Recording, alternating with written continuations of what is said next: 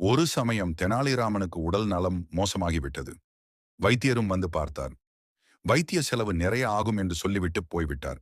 வைத்திய செலவுக்கு தெனாலிராமனிடம் பணம் இல்லை. ஆகையால் அவ்வூரில் வட்டி கொடுக்கும் சேட்டை அணுகினான்.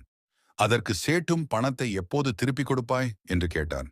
தெனாலிராமனும் உயர் ஜாதி அரேபிய குதிரை வைத்திருந்தான். நல்ல விலை போகும், அதனால் உடல் நலம் தேறியதும் குதிரையை விற்று பணம் தருவதாகச் சொன்னான். அவன் சொன்னதின் பேரில் சேட்டும் நம்பிக்கையோடு பணம் கொடுத்தான். பணத்தை பெற்றுக்கொண்ட தெனாலிராமன் வைத்தியரிடம் சென்று சிகிச்சையை ஆரம்பித்தான். விரைவில் குணமும் அடைந்தான். பல மாதங்கள் ஆயின. தெனாலிராமனிடமிருந்து பணம் வருவதாக தெரியவில்லை. ஆகையால் சேட் தெனாலிராமனை சந்திக்க புறப்பட்டான்.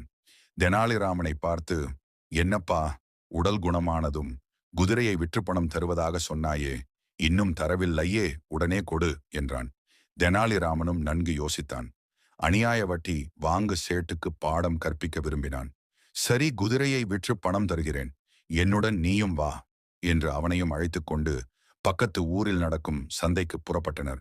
போகும்போது குதிரையையும் கூடவே ஒரு பூனையையும் அழைத்துச் சென்றான். சந்தையில் தெனாலிராமனின் பளபளப்பான குதிரையை பார்க்க பெரிய கூட்டமே கூடிவிட்டது. அப்போது ஒரு பணக்காரன் தெனாலிராமனை பார்த்து, உன் குதிரை என்ன விலை என்று கேட்டான். அதற்கு தெனாலிராமனோ, குதிரையின் விலை ஒரு பவுன் தான், இந்த பூனையின் விலையோ 1 பவுன். ஆனால் இந்த பூனையையும் சேர்த்து வாங்கினால்தான் இக்குதிரையை கொடுப்போன் என்றான்.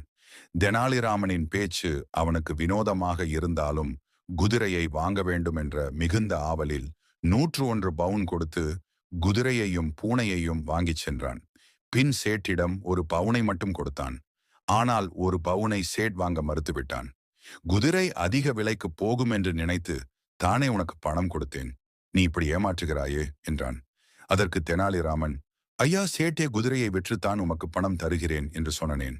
அதன்படியே குதிரையை ஒரு பவுனுக்கு விற்று அந்த ஒரு பவுனையும் உனக்கே கொடுத்து விட்டேன். நீ வாங்க மாட்டேன் என்கிறாய், இது என்ன நியாயம் என்றான். சேட்டோ 500 பவுன் வேண்டுமென்றான். இறுதியில் இவர்கள் வழக்கு மன்னர் கிருஷ்ணதேவராயரிடம் சென்றது. மன்னர் இவ்வாழ்க்கை ஆதியோடு அந்தமாக விசாரித்தார்.